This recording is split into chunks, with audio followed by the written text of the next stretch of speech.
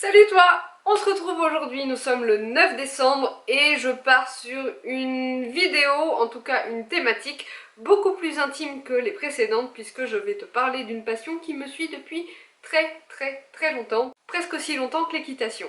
La seule différence, c'est que quand j'ai commencé l'équitation, je ne savais pas encore lire ni écrire.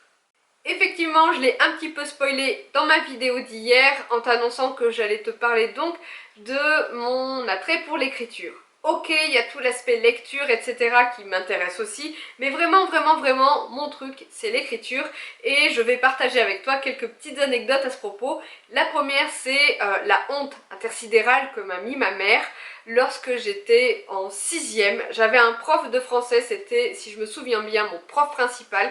C'était un grand bonhomme tout maigre qui s'appelait Monsieur Warchalowski, et donc ce prof de français, un jour, lors d'une réunion parents-prof, ma mère avait dû lui vanter un petit peu le fait que j'aimais bien écrire, que je faisais souvent des textes, j'ai plus trop souvenir de ce que j'écrivais, ça devait être bien ridicule à l'époque, mais ma mère était tellement fière de moi que elle n'a pas pu s'empêcher de le dire.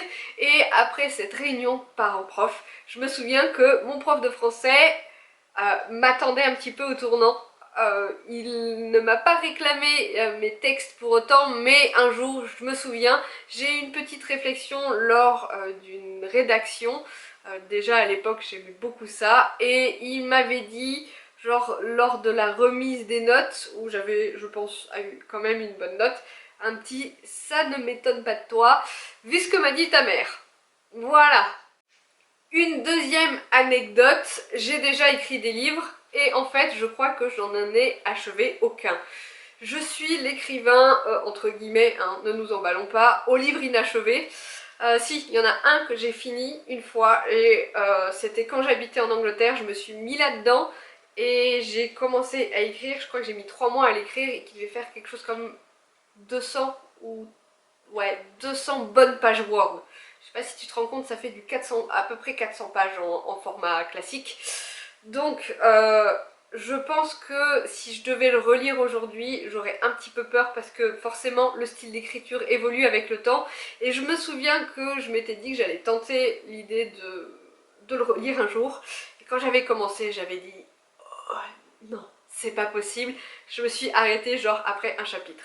Autre anecdote, quand j'écris, j'aime tellement écrire que j'aime tout écrire. C'est-à-dire que j'aime autant écrire du fantastique que des faits divers à la con, que des textes, comment dire, que des articles type petites annonces, genre, non pas petites annonces mais tutoriels, voilà. Moi tu me demandes d'écrire le dictionnaire, je suis sûre, je suis contente.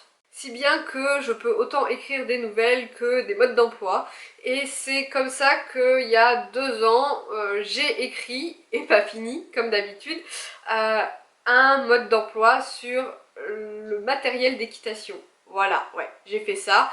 J'avais l'intention de dessiner aussi, puisque c'était un truc illustré. En fait, c'est l'illustration qui m'a découragée. C'est dommage, mais je suis presque allée au bout hein, de l'aspect texte. Mais ouais, l'aspect illustration m'a complètement découragée parce que j'avais acheté une tablette graphique, j'avais fait plein de dessins, etc. Mais encore une fois, à la relecture, enfin à la relecture, à la mise en place et surtout à la mise en page, je me suis dit what? Non, c'est pas possible et je me suis juste arrêtée là. Cela dit, hein, qui a vraiment besoin d'un mode d'emploi pour le matériel d'équitation? Et en parlant de livres inachevés, je suis sur mon PC et j'ai un dossier qui s'appelle Vieux projets. J'ai plusieurs dossiers dedans. Le premier s'appelle Entre deux mondes. Je ne sais même plus ce que c'est. L'autre s'appelle La théologie du travail. Au secours. Il y en a un qui s'appelle Nouvelle OO. Je ne sais pas. Un autre qui s'appelle Ombre. Encore un autre qui s'appelle Somnambule. Et un dernier qui s'appelle Merveilleuse Obsession. Et ce dernier, c'est celui que j'avais terminé. Nouvelle OO, c'est quoi ça? Un rêve à transformer en livre science-fiction. Du coup, je suis en train de lire un document Word qui fait 293 mots exactement.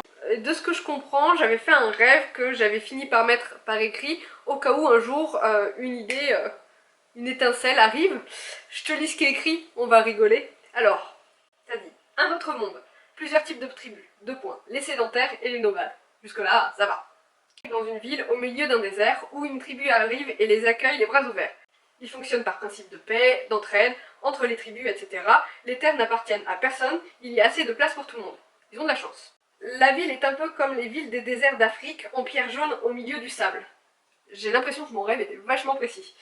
Un garçon et une fille de chacune des tribus, le garçon pour la famille sédentaire et fille pour la famille nomade, tombent amoureux, comme de par hasard. À chaque fois que j'écris un truc, il faut qu'il y ait du fantastique et des gens amoureux. C'est pas possible. Ça ne plaît pas parce qu'elle était déjà fiancée et elle aussi. C'est les traditions.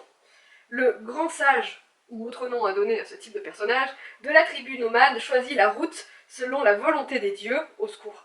Et il prévoit le voyage depuis longtemps à travers le désert de sable jusqu'au désert de neige, au-delà des pays arides.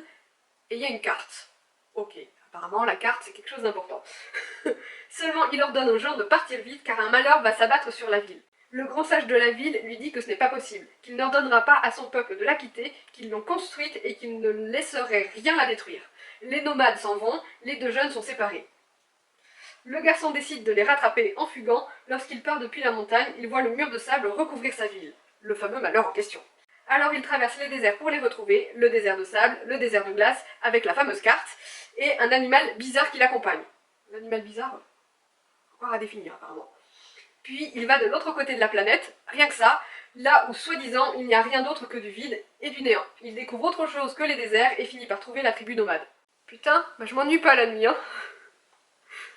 Bon, et puis quand je dis qu'un rien m'amuse à écrire, le fameux texte La théologie du travail fait 2672 mots tout de même.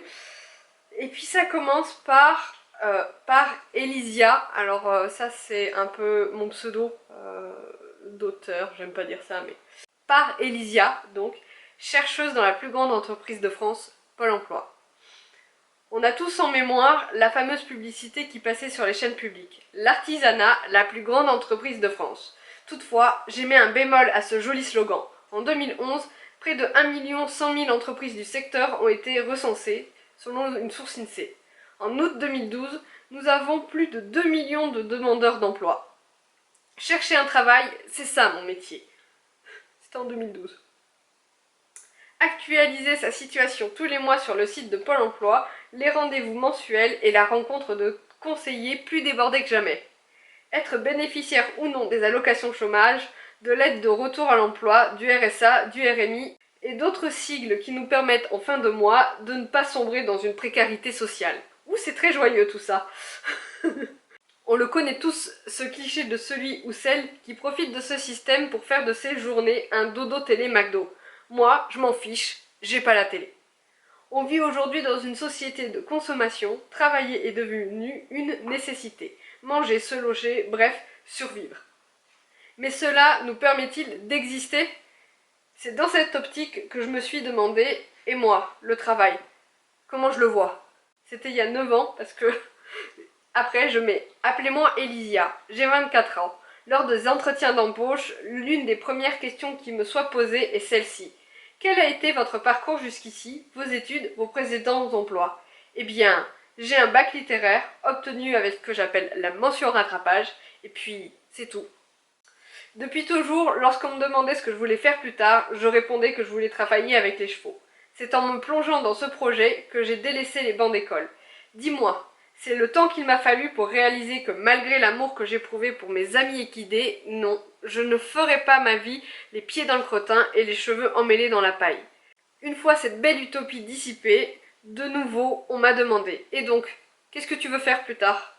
Dès lors, ma réponse était « Je m'en moque, tant qu'il y a un cheval dans ma vie. » Voilà, et ça continue comme ça pendant 8 putains de pages. Super. Bon, on est d'accord pour dire qu'on va s'arrêter là. Là, c'était quand même très lointain, je ne m'en souvenais absolument pas. J'espère toutefois que cette petite vidéo t'aura plu. Je te dis à demain pour la prochaine vidéo. J'avoue que je n'ai aucune idée du sujet que je vais traiter, mais en vrai, là, je vais aller manger et je vais la tourner juste après pour être sûre que tu l'aies pour le 10 décembre. Allez, à demain! Et puis comme d'hab, abonne-toi et tout le blabla.